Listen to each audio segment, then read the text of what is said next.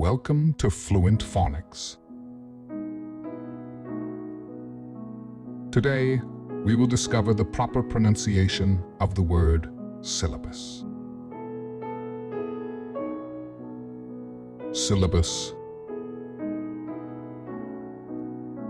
Syllabus. Syllabus.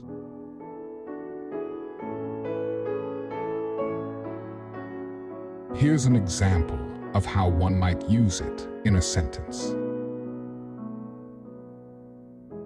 The professor handed out the syllabus on the first day of class so that we knew what to expect for the semester. A syllabus is a document provided by a teacher or professor that outlines the topics, assignments, and expectations for a course.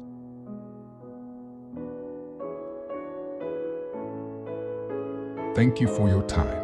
If you enjoyed this, please like and subscribe for further content.